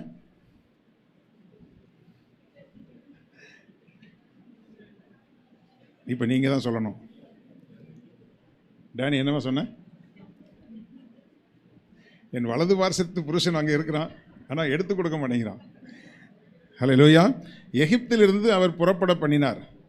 இந்த எகிப்து தேசம், அதாவது இந்த நான் சொன்ன ஒயிட் ஃபீல்டை சொன்னேன், அவங்களுக்கு ஆலயம் இருக்கிறது, அவங்களுக்கு பாஸ்டர்ஸ் இருக்கிறாங்க. இப்போ இந்தியாவிலேருந்து போன எத்தனையோ விசுவாச பிள்ளைகள் அங்கே சபைகளில் போய் ஆராதிச்சிட்டு இருக்கிறாங்க. ஆனால் அங்கே இருக்கிறவர்கள் சபைக்கு போகிறதில்ல. ஏன்னா அவங்களுக்கு ஈஸியான சாமி வேணும். என்ன சாமி? ஈஸி சாமி. ஏசு சாமி வேண்டாம், ஈஸி சாமி வேணும். ஏன்னா இப்போ ஆலயத்தில் 2.5 மணி நேரம் நீங்கள் உட்காரணும், பாட்டு பாடி ஆராதிக்கணும், கையை தூங்க காலை தூங்குன்னு பாஸ்டர் சொல்லுவார். அப்போ நம்ம உட்காந்து என்ன செய்யணும்? கையை காலை தூக்கி நம்ம ஆராதிக்கணும். கையை தட்டுங்க, உற்சாகமாக தட்டுங்க. இதெல்லாம் சொல்லும்போது எதுக்குன்னா பாதி நீங்கள் தூங்காமல் இருக்கிறதுக்காக. இதையெல்லாம் நீங்கள் வந்ததில் இருந்து நான் சொல்கிறேன், அந்த சம்பூர்ண ஆசீர்வாதத்தை அனுபவிச்சே ஆகணுங்கிற அந்த வெறியோடையும் தாகத்தோடு வர்றவங்களுக்கு தூக்கம் வராது. இப்போ கூட பாதி தூங்குறீங்க. சத்தமாக சொல்லுங்கள். ஆமாம், நான் அம்மாவை மட்டும் நான் சொல்லலை, அவங்களுடைய சரீர பலவீனம் எனக்கு தெரியும். அம்மா நான் உங்களை சொல்லலை, அதனால் உங்களை சொன்னேன்னு நீங்கள் நினைக்க வேண்டாம், மற்றவங்கள சொல்கிறேன். அதாவது ஆலயத்தினுடைய சம்பூர்ணத்தை நான் அனுபவிச்சு ஆகணும். இன்றைக்கி ஆண்டவர் சொல்கிற ஒரு வார்த்தையை கூட நான் விட்டுறக்கூடாது.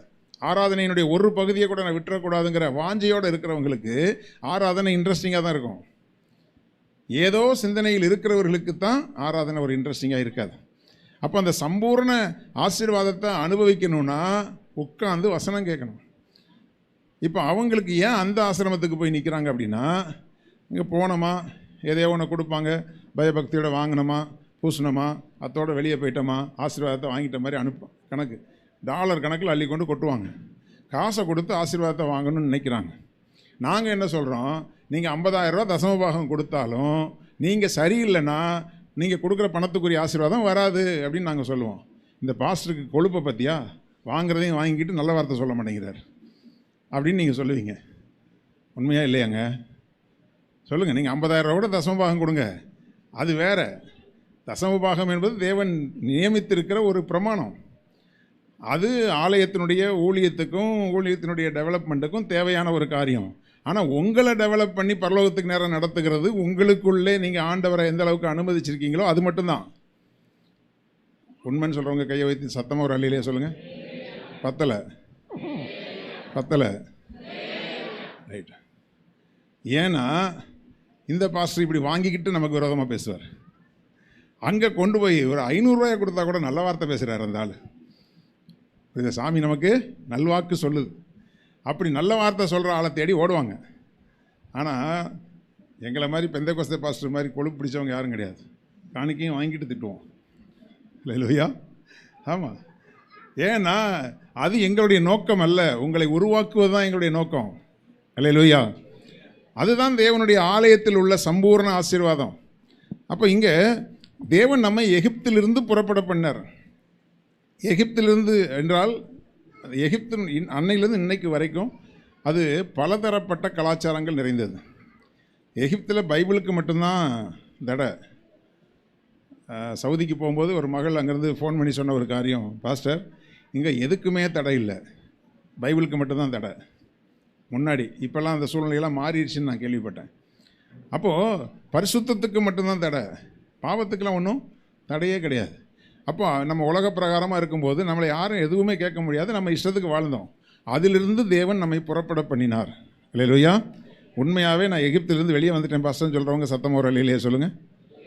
மகிழ்ச்சியோட கத்தருக்கு ஒரு அலையிலேயே சொல்லுங்கள். வெளியே வந்துட்டீங்கல்ல? ரைட், நம்புகிறேன். எகிப்திலிருந்து புறப்பட பண்ணினார். புறப்பட பண்ணவங்களுக்கு காண்டாமிருகத்துக்கு ஒத்த பலன் உண்டு. இல்லையா? நான் யோசித்து பார்த்தேன், எகிப்திலேருந்து வெளியே வரும்போது எல்லாம் மனுஷனாக தானே வெளியே வந்தாங்க. மனுஷனாக வெளியே வந்தாங்க. வரும்பொழுது எகிப்திலிருந்து கானானுக்கு போகிற வரைக்கும் அதிகமான பலன் தேவைப்படுது. கரெக்டா? ஏன்னா கொஞ்ச நாட்களே, அதாவது எகிப்தினுடைய எல்லையாகிய செங்கடலுக்கு வந்த உடனேயே எல்லாம் புசுக்குன்னு விழுந்து போச்சு. அது வரைக்கும் கர்த்தர் நல்லவர், மகிமையாய் வெற்றி சிறந்தாரெலாம் பாடிட்டு தான் வந்தாங்க. அப்பா ஒரு வழியாக நாங்கள் எங்களுடைய சுய தேசத்துக்கு போக போகிறோம், சந்தோஷமாக அந்த எமோஷனில் ரட்சிக்கப்பட்டு வர்ற ஆட்கள் ஆரம்ப காலத்தில் ஒரே குதின்னு குதிப்பாங்க. குதின்னு குதிச்சு ஒரு தம்பி ரட்சிக்கப்பட்டான். அவனுக்குன்னு அவனே ஒரு பேரை வச்சுட்டான். அவன் நான் விசுவாசிகளின் தகப்பன் அப்படின்னு அவனே சொல்லிக்கிட்டான். அதனால் அவனுக்கு ஆபிரகாம்னு பேரும் வச்சுக்கிட்டான். பண்ணுறது எல்லாமே அதிக பிரசங்கித்தனமாக பண்ணிகிட்டு இருப்பான். சரி, கொஞ்சம் எமோஷனில் இருக்கிறான், அப்படி தான் இருப்பான் அப்படின்னு அவனுக்கு சில ஆலோசனை சொன்னால் பிடிக்காது. சில பேருக்கு ஆலோசனை உடனே அப்படியே அப்படின்றாங்க. அவனுக்கு தம்பி கொஞ்சம் நிதானமாக இருடா. இப்போ நானும் டேனியும் பேசிகிட்டு இருக்கிறோன்னா நேராக வருவான், 2 பேருக்கு நடுவில் முழங்கால் போட்டு அல்லா சோதரமா. ஏன்டா அவனுக்கு ஜெபம் பண்ணுறதுக்கு அங்கெல்லாம் இடம் இல்லையா? 2 பேருக்கு நடுவில் தான், அதாவது அவர் ஜெபம் பண்ணுறதை நம்ம பார்க்கணுமா? இப்படி இல்லாத கூத்து பண்ணிகிட்டு இருந்தான். அவர் யாருக்கு தகப்பன்? ஆமாம். இந்த ஓவர் ஸ்பீடாக போகிற வண்டி எங்கேயாவது முட்டி என்ன செஞ்சிடும்? ஆமாம். அதுக்கப்புறம் அவரே ஞானஸ்நானம் கொடுத்துக்கிட்டார். முதல் முறையாக அவன் சபைக்கு வந்திருக்கும்போது அப்போல்லாம் புதுசாக வந்தவங்கள தனியாக கூப்பிட்டு போய் நாங்கள் சந்தித்து பேசுவோம்.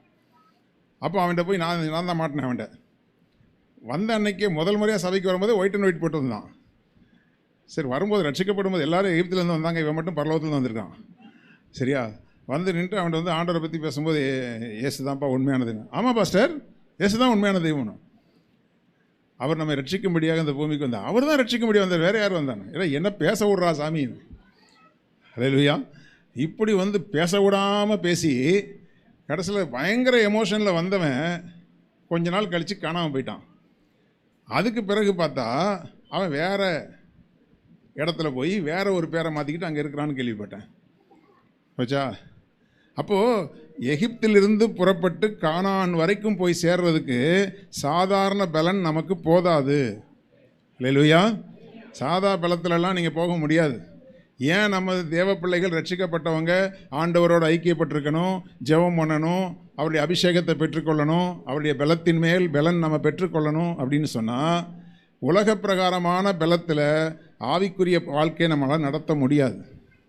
அல்லேலூயா. ஏனென்றால் தேவபக்தியாய் நடக்க மனதாய் இருக்கிற யாவருக்கும் துன்பம் உண்டு, எல்லாத்துக்கும் போராட்டம் உண்டு. அப்படி தானே? இப்போ வீட்டிலையே இப்போ குடிச்சிட்டு கலாட்டா பண்ணுறாங்கன்னு வச்சுக்கோங்களேன். இப்போ உலக பிரகாரமான ஒரு மனைவியாக இருந்தால் விஷம் கொடுத்து கொண்டு போடலாம், இல்லை தூங்கும்போது ஒரு சின்ன சுத்தியல் தான் போட்டுடலாம். இதையும் தாண்டி அவன் படுத்துகிற வேதனையையும் சகிச்சுக்கிட்டு அல்லேலூயா ஸ்தோத்திரம்னு வாழ்ந்து பாவம் செய்யாமல் வாழ்கிறது சாதாரண பலனா? சொல்லுங்கள். இதுக்கெல்லாம் சாதாரண பலன் போதுமா? ஒரு காலத்தில் நான் வந்து தண்ணி அடிச்சுட்டு தம் அடிச்சுட்டு ஊரை சுற்றிட்டு அலைஞ்சிட்டு இருந்தேன். ஒரு வார்த்தை எங்கள் அப்பாவோ எங்கள் அம்மாவோ என்கிட்ட எதுவும் பேச முடியாது. ஒரு வார்த்தை பேச மாட்டாங்க. இவன்ட்டெல்லாம் மனுஷன் பேசுவானான்ட்டு போயிடுவாங்க. ரட்சிக்கப்பட்டு சாதுவானம் பாருங்கள், யாரெல்லாம் அடங்கி கிடந்தாங்களோ அவ்வளோ பேரும் எழுப்பி நிற்கிறாங்க. என் தங்கச்சிலாம் என் முன்னாடி நின்று பேசுனதே கிடையாது. என் தம்பிலாம் என்னை கண்டா செதறி ஓடுவான்.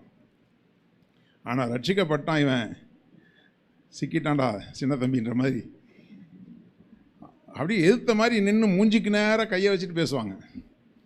ஸ்தோத்திரம் அல்லேலூயா அப்படின்ட்டு போவேன்.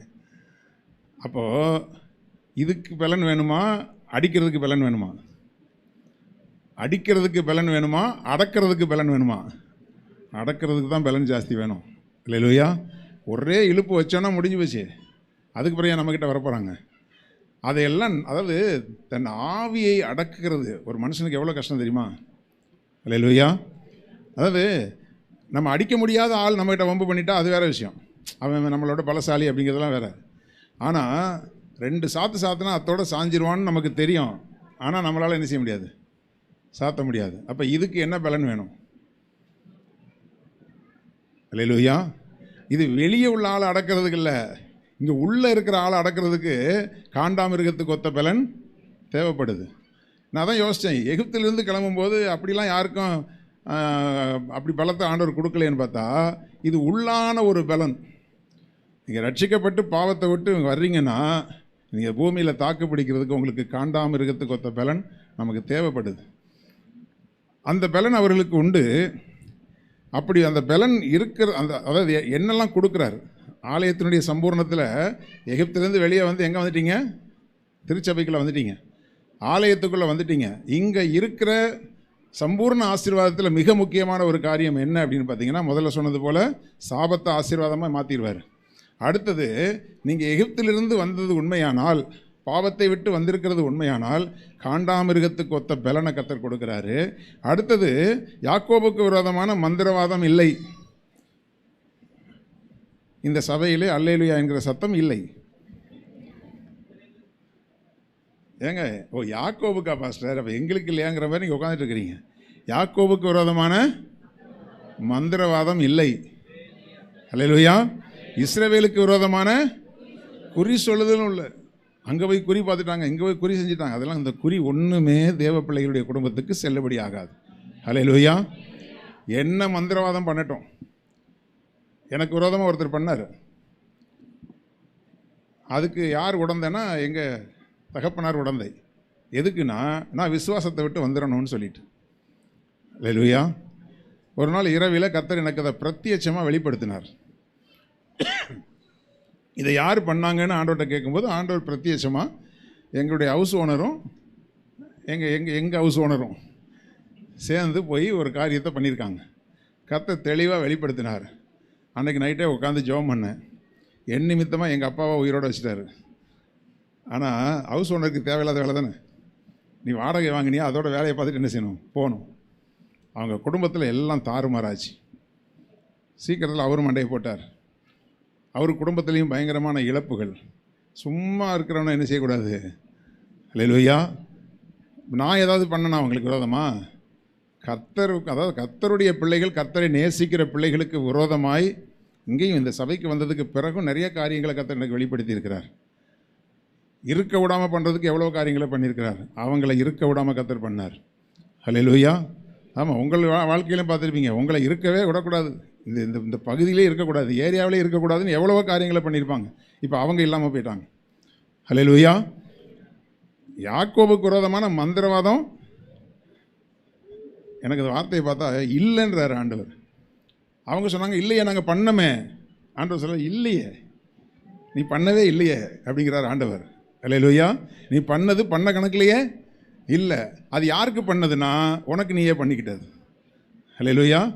சொந்த செலவில் சூனியம் வச்சுக்கிறதுன்னு சொல்லுவாங்கள்ல, அப்படி சூனியம் வச்ச ஆளுக்கெல்லாம் சூனியமாக போயிட்டாங்க. கரங்களை வைத்தி சத்தம் ஒரு அலையிலையா சொல்லுங்களேன். இது இன்றைக்கும் நடந்துக்கிட்டு இருக்குது. அல்லேலூயா. மந்திரவாதம் இல்லை, இஸ்ரவேலுக்கு விரோதமான குறி சொல்லுதலும் இல்லை. இதுதான் ஆலயத்தில் உள்ள சம்பூர்ணமான ஆசீர்வாதம். அல்லேலூயா. தேவன் என்னென்ன செய்தார் என்று கொஞ்ச காலத்தில் யாக்கோபையும் இஸ்ரவேலை குறித்து சொல்லப்படும். இன்னைக்கு கர்த்தர் என்ன செஞ்சாருங்கிறதெல்லாம் தாண்டி யாரெல்லாம் உங்களுக்கு விரோதமாக என்னென்னலாம் செஞ்சாங்க, செஞ்சு என்ன ஆனாங்கன்னு இன்னும் கொஞ்சம் நாளில் சொல்லப்படும். அங்கே கர்த்தருடைய நாமம் மகிமைப்படும். அல்லேலூயா.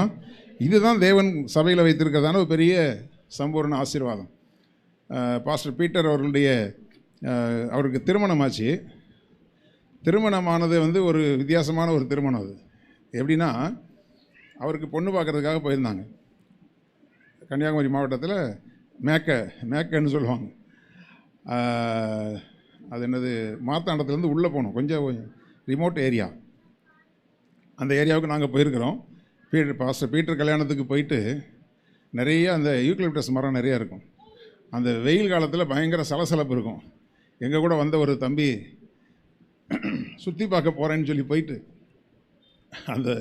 அந்த காட்டுக்குள்ளே உள்ளே போயிட்டு திடீர்னு ஒரு காற்று அடிக்க சலசலன்னு சவுண்டு கேட்க அவர் இருதயத்தை கழட்டி கையில் வச்சுட்டு ஓடி வந்தார். அப்படியாப்பட்ட ஒரு இடம். அந்த ஏரியாவெல்லாம் பார்த்திங்கன்னா நிறையா இந்த மந்திரவாதம், குறி சொல்லுதல், ஏவல், பில்லி சூனியெல்லாம் அந்த ஏரியாவில் பயங்கரமாக இருக்கும். அப்போது இவர் ஒரு பொண்ணை பார்க்க போயிருக்கார். அந்த பொண்ணை போய் பார்த்துட்டு இவர் ஒன்றும் சொல்லலை, இவர் ஓகேன்ட்டு வந்துட்டார். ஆனால் அந்த பொண்ணு இவரை வேண்டாண்டுருச்சு. சரியா? இவரை வேண்டான்னு சொன்னதுக்கு பிறகு இந்த பொண்ணுக்கு அக்கா மகா, அதாவது பார்க்க வந்தது சித்தியை, கல்யாணம் பண்ணது இவங்களை இப்போ இருக்கிற மனைவியை கல்யாணம் பண்ணாங்க. இப்போ இருக்கிற பாஸ்டர் பீட்டருடைய மனைவிக்கு சித்தியை தான் முதல்ல பார்க்க போனது. பார்க்க போயிட்டு அவங்க வேண்டான்னு சொன்னோடனே இவங்க வீட்டார் என்ன யோசிச்சாங்க, சரி அப்போ நம்ம பொண்ணையே கொடுத்துருவோம் அப்படின்னு சொல்லி கொடுத்துட்டாங்க. நமக்கு முன்னாடி இவளுக்கு கல்யாணம் ஆயிடுச்சேன்னு சொல்லி வச்சுட்டாங்க. என்ன வச்சுட்டாங்க? மந்திரவாதத்தை வச்சுட்டாங்க. கல்யாணம் ஆகி அவர் வந்து கூட சேரலை. கல்யாணம் முடிச்சுட்டு அங்கேருந்து பொண்ணை கூப்பிட்டு கூட வரல. ஒரு நாள் ஃபோன் பண்ணிவிட்டு ரொம்ப வேதனையோடு சொல்கிறாரு, திடீர்னு ராத்திரி எந்திரிச்சு உட்காந்து திருன்னு முழிச்சா வேறு மாதிரி என்னமோ பண்ணுறா அப்படின்னு சொன்னார். சரின்னு இங்கே உட்காந்து நாங்கள் ஜெபம் பண்ணோம். அங்கே உட்காந்து அங்கே சில ஊழியக்காரங்க சேர்ந்து ஜெபம் பண்ணாங்க. கடைசியில் பார்த்தா வச்ச ஆள் யாருன்னு தெரிஞ்சு போச்சு. இப்போ இதுக்கு இடையில் பாஸ்டர் பீட்டருடைய அம்மா ரட்சிக்கப்படாதவங்க, அவங்க என்ன பண்ணிட்டாங்க, அங்கேருந்து ஒரு மந்திரவாதி வீட்டுக்கு போயிட்டு அவங்கக்கிட்ட போய் கேட்டிருக்காங்க, இந்த மாதிரி என் மருமகா இந்த மாதிரி இப்படி ஆகிப்போச்சு, என் மகனுக்கு கல்யாணம் ஆகி இன்னும் 5-6 நாள் தான் ஆகுது, அதுக்குள்ளே இந்த மாதிரி ஆகிப்போச்சு, சாமி ஏதாவது பார்த்து செய்யுங்க அப்படின்னு சொன்ன உடனே அவன் ஏதோ பூஜையை போட்டானான். போட்டுட்டு அவன் சொன்னானா, அவங்க பெந்தைக்கோஸ்காரங்களான்னு கேட்டானா. அல்லேலூயா. பெந்தைக்கோஸ்காரங்களான்னு கேட்டாங்க. ஆமாம், அவங்களுக்கெல்லாம் நாங்கள் பண்ணுற எதுவும் செல்லாது, அவங்களே ஜெபம் பண்ண சொல்லுங்கள், அதுவே போயிடும் அப்படின்ட்டாங்களாம். அல்லேலூயா. கரங்களை உயர்த்தி அல்லேலூயா சொல்லுவோமே. அதே போல் ஒரு 5-6 நாள், ஒரு வாரம் நினைக்கிறேன், உபவாசம் பண்ணி ஜெபம் பண்ணி சுத்தமாக கர்த்தர் அவங்க நல்ல விடுதலையை கொடுத்தாரு. இன்றைக்கி உண்மையாக பாஸ்டர் பீட்டர் சொல்லுவார், இப்போ அவர் கர்த்தர் ராஜ்யத்துக்கு போயிட்டார். அவருடைய பிரசங்கத்தை பார்க்கலாம் அந்த சகோதரியுடைய பிரசங்கத்துக்கு தான் சபையை நடுங்குமா. அந்த மாதிரி ஒரு விசேஷத்தை அபிஷேகம் பெற்ற சகோதரி இப்போவும் அவங்க தான் சபையை நடத்திக்கிட்டு இருக்கிறாங்க. அப்படிப்பட்ட ஒரு கிருபையை கர்த்தர் கொடுத்தார். அப்போது விரோதமாக சில நேரத்தில் மோதி அடித்தாலும் அது சேதப்படுத்தாதபடி பாதுகாக்கிறாரு. உலகத்துக்கே தெரியுது பெந்தகோஸ்காரனுக்கு வேறு யாரும் என்ன பண்ணாலும் ஒன்றும் நடக்காது. ஏன்னா எங்கள் பாச்சா ஒன்றும் அங்கே பலிக்காதுன்னு சொல்லிட்டானா. அவங்க அம்மா வந்து சொல்கிறாங்க, ஏம்ல என்னம்ல இப்படி சொல்லுதாங்க அப்படிங்கிறாங்க. அப்படி தான் சொல்லுவாங்க. உண்மையாக அவங்க ஆச்சரியமாக வந்து சொல்கிறாங்க, என்ன இப்படி சொல்கிறான், அப்படி தான் சொல்லுவாங்க. நீங்கள் எங்கே போய் எதை பண்ணினாலும். ஏன்னா அதாவது என்ன சொல்லுவோம்ல, ஹெவியான டோசேஜ் போட்டவங்களுக்கு சாதா மாத்திரைலாம் என்ன செய்யாது, வேலை செய்யாது. அது மாதிரி இருக்கிறதுலையே உன்னதத்தின் தேவனை ஆராதிக்கிறவங்களுக்கு இந்த உலக சக்திகள் எதுவும் அவர்களை சேதப்படுத்தாது. அல்லேலூயா. அப்போது அவர்களுக்கு கர்த்தர் வைத்த ஆசீர்வாதத்தை தொடர்ந்து வாசிக்கும் பொழுது 23, 24 என்னாகமத்தில், அந்த ஜனம் துஷ்ட சிங்கம் போல எழும்பும், பால சிங்கம் போல நிமிர்ந்து நிற்கும், அது தான் பிடித்த இரையை பட்சித்து வெட்டுண்டவர்களின் இரத்தத்தை குடிக்கு மட்டும் படுத்து கொள்வதில்லை. இது பெரிய வியாக்கியானம், அதுக்குள்ளே நான் போக விரும்பலை. சரி, இப்போ அடுத்ததுக்கு போகலாம். இப்போது காண்டாமிருகத்துக்கு ஒத்த பலன் ஒரு 10 நிமிஷம் நான் டைம் எடுத்துக்கிறேன்.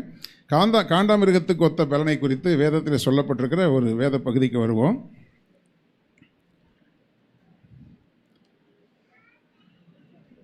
உபாகமம் 33:13 வாசிங்கம்மா. உபாகமம் 33:13 வாசிங்க. எல்லாம் எடுத்துக்கொள்ளுங்க. யோசேப்பை குறித்து, கர்த்தரால் அவனுடைய தேசம் ஆசீர்வதிக்கப்படுவதாக, அது வானத்தின் செல்வத்தினாலும் பனியினாலும் ஆழத்தில் உள்ள நீரூற்றுகளினாலும். அப்படியே 17 வாசிங்க. அவன் அலங்காரம் அவன் தலையீற்று காளையினுடைய அலங்காரத்தை போலவும், அவன் கொம்புகள் காண்டா மிருகத்தின் கொம்புகளைப் போலவும் இருக்கும்.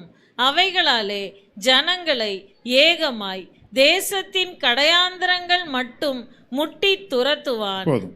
இப்போ 13வது வசனத்தில் பார்க்கும் பொழுது யோசேப்பை குறித்து சொல்லப்பட்டிருக்கிற ஆசீர்வாதம், கர்த்தரால் அவனுடைய தேசம் ஆசீர்வதிக்கப்படுவதாக.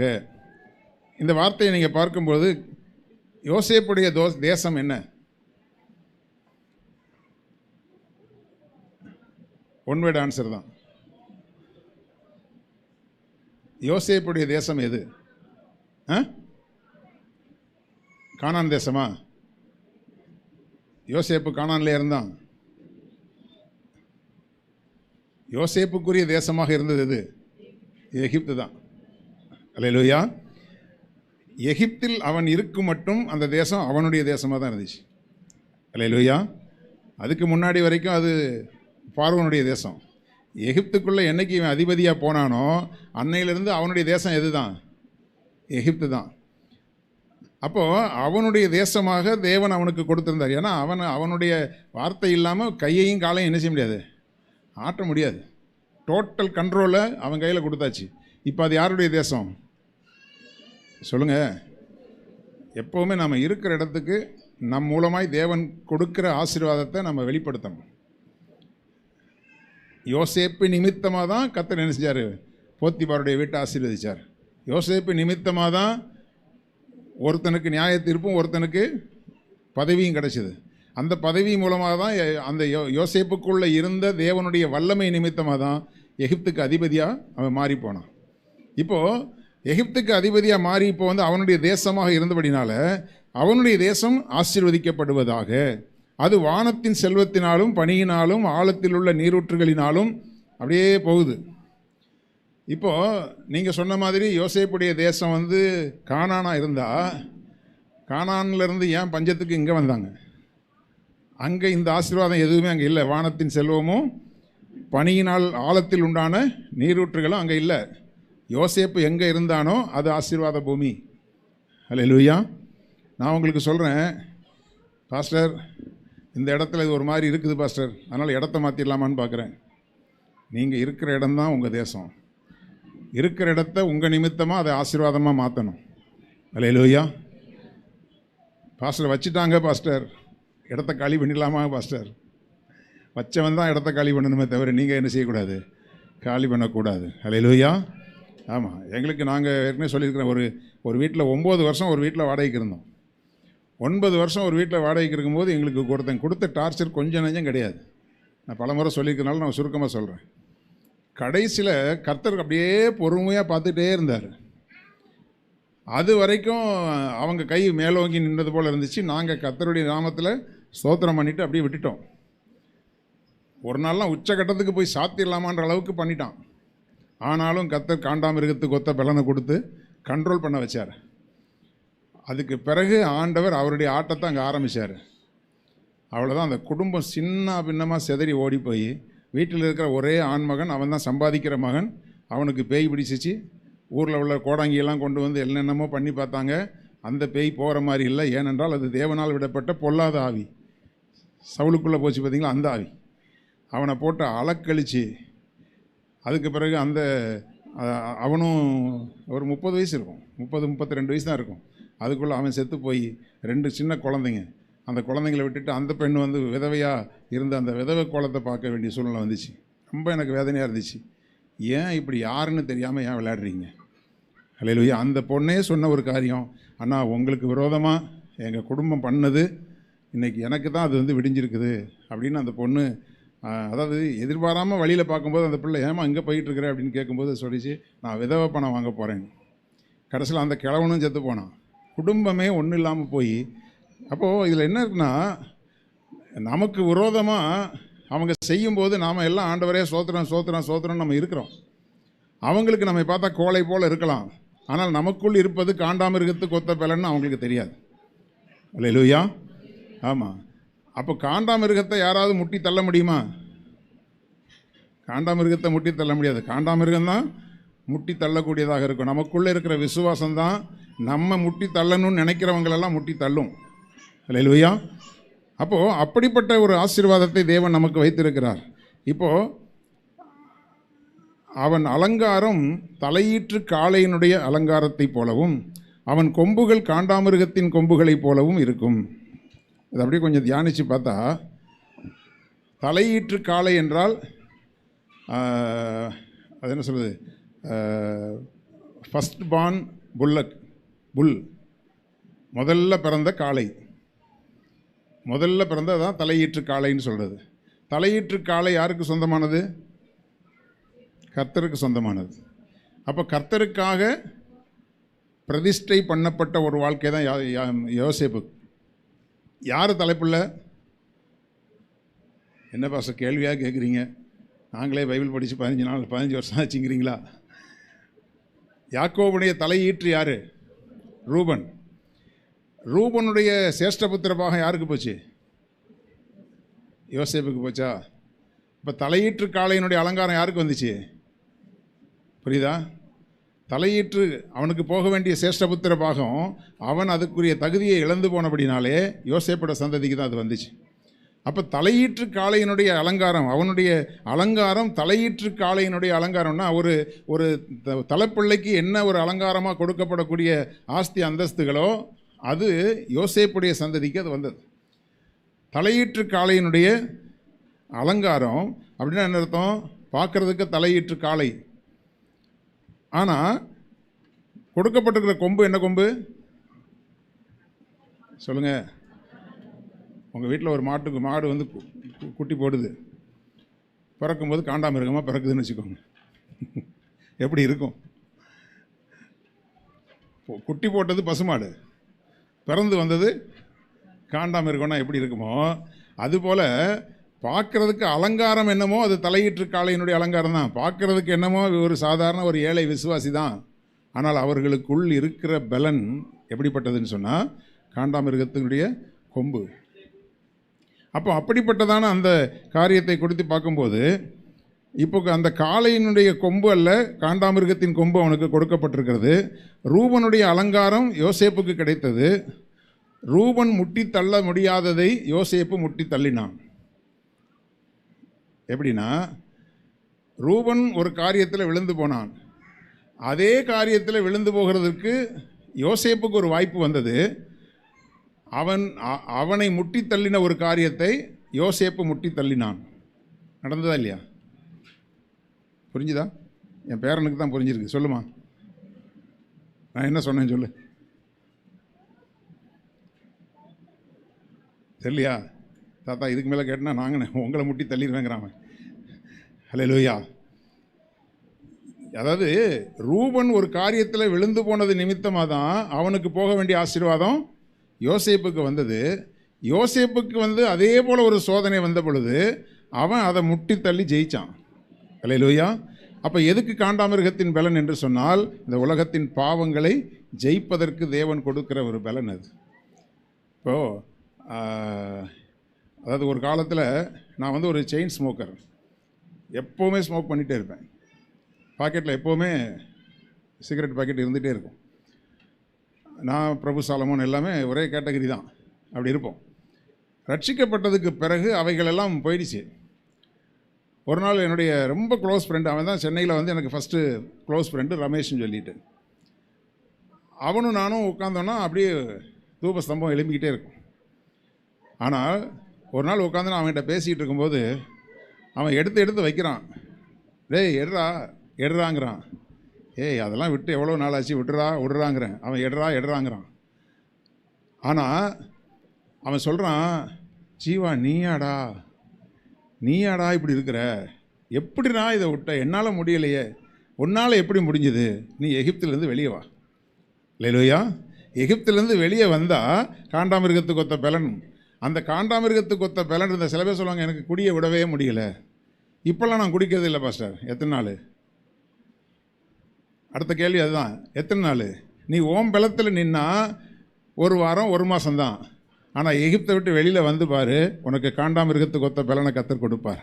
அப்போ உன்னை அழித்து போட உனக்கு முன்பாக வருகிற எந்த பாவத்தையும் நீ முட்டி தள்ளிக்கிட்டு என்ன செய்வ, முன்னேறி போய்கிட்டே இருப்பேன். அதனால தான் அவனா அந்த அந்த அந்த காண்டாமிருகத்தின் கொம்புகளாலே ஜனங்களை ஏகமாய் தேசத்தின் கடையாந்தரங்கள் மட்டும் முட்டி துரத்துவான் என்று வசனம் சொல்லுது. அப்போ இந்த பூமியில் நம்ம முட்டி துரத்த வேண்டிய நிறைய காரியங்கள் உண்டு. அந்த அந்த பலனை கொடுக்கிறவர் ஆண்டவர். யோசேப்புக்கு தேவன் அதை கொடுத்தார். சரி, இப்போது இது வரைக்கும் நம்ம இன்றைக்கி முடிச்சிடுவோம். இதுக்கு மேலே காண்டாமிருகம் எப்படி முட்டி தள்ளும் அப்படின்னு சொன்னால் நீங்கள் எல்லாம் சேர்ந்து என்ன முட்டி தள்ளுவீங்க? அல்லேலூயா.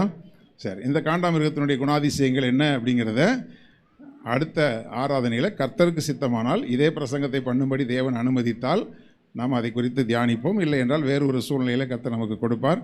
இதுக்கு மேலே நான் போனால் ஒரு சில பேர் இப்போவே திட்ட ஆரம்பிச்சிட்டாங்க. எல்லாம் அப்படி எழுந்துச்சு நிற்கலாம். அல்லேலூயா.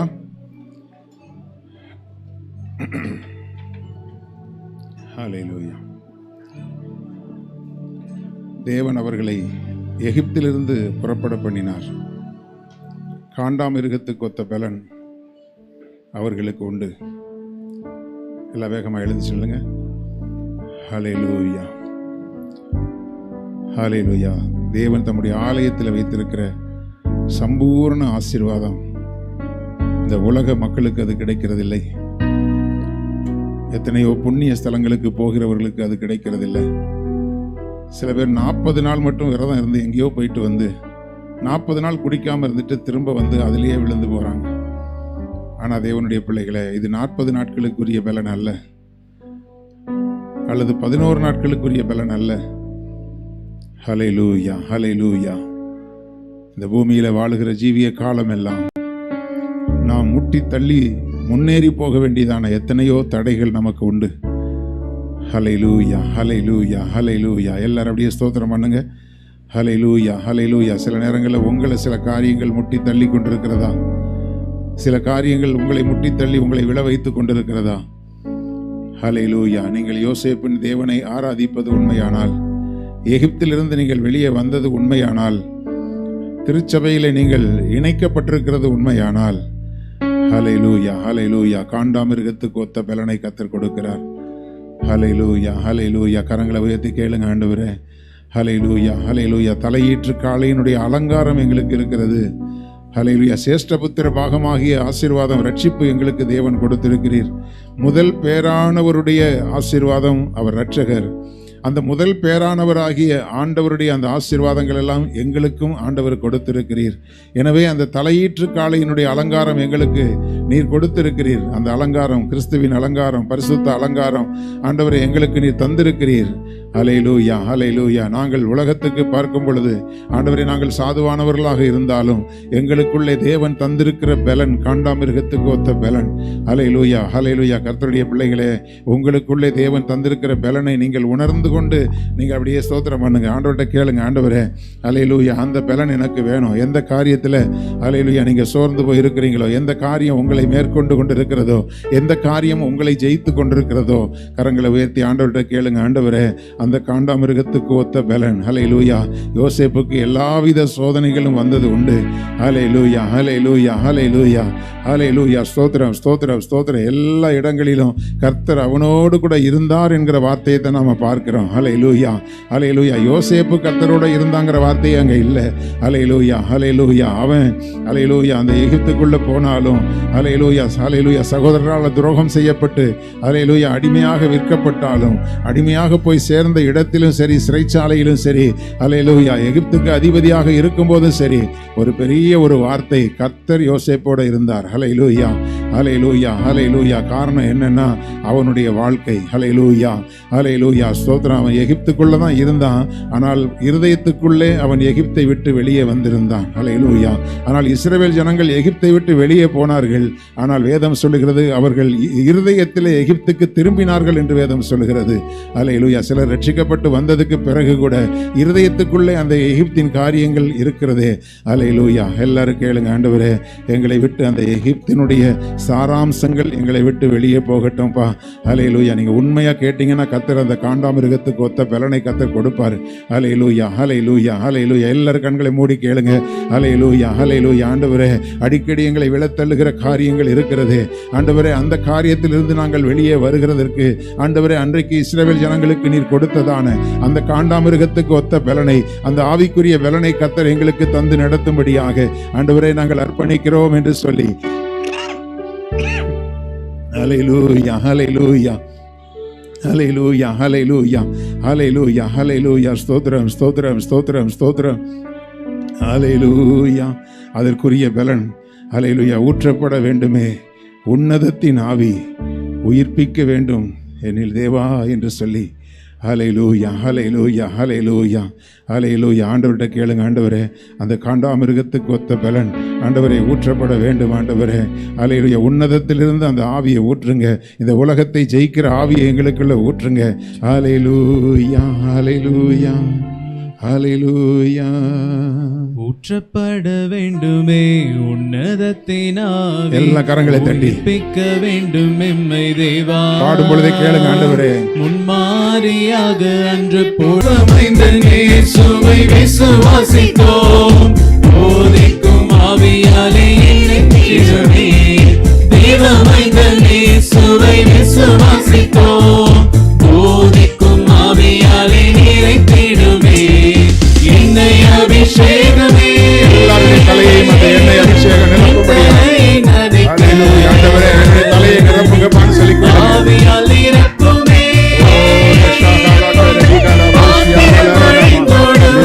பாத்திரம் நிரம்பி வெளியேற்றும் ஆண்டவரே. நீச்சலாலும் மூழ்கி ஹல்லேலூயா. இதுவரையிலும் அந்த நீச்சல் ஆழத்துக்குள்ளே பிள்ளைகள் போகாமல் இருந்திருக்கலாம்.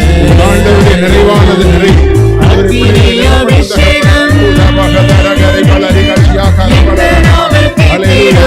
அபிஷேகம், அக்கினி அபிஷேகம் இயேசுவின் நாமத்தில்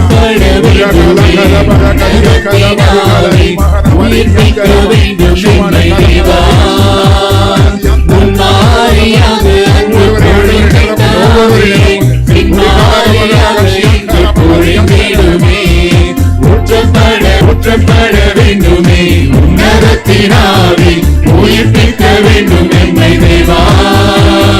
உன்மாரியாக என்று பொழிந்திட்ட ஆவியே, என் மாரியாக இன்று பொழிந்திடுமே. ஊற்றப்பட வேண்டுமே உன்னதத்தின் ஆவி, உயிர்ப்பிக்க வேண்டும் எம்மை தேவா. உன்மாரியாக என்று பொழிந்திட்ட ஆவியே, என் மாரியாக இன்று பொழிந்திடுமே.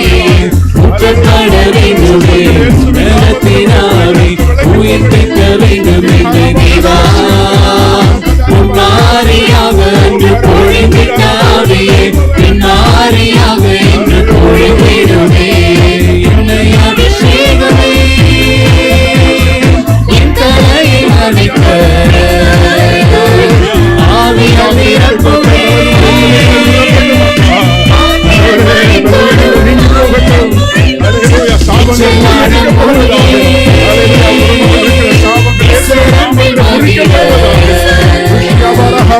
அக்கினி அபிஷேகம் எல்லா மந்திரவாதங்கள் பிரிசூனிகள் இயேசுவின் நாமத்தில் உச்சப்பட வேண்டுமே தகத்தினாவே உயிர்ப்பிக்க வேண்டும் எங்கள் தேவா முன்மாரியாக அன்று பொழிந்திட்ட ஆவியே பின்மாரியாக இன்று பொழிந்திடுமே. ஹல்லேலூயா ஹல்லேலூயா.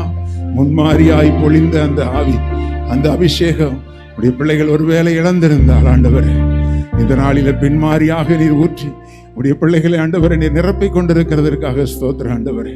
உடைய பிள்ளைகளுக்கு ஆண்டவரே பின்மாரி காலத்து மழையை ஆண்டவரே உடைய பிள்ளைகளுக்குள்ளே நீர் ஊற்றி இருக்கிறீர் தகப்பனே.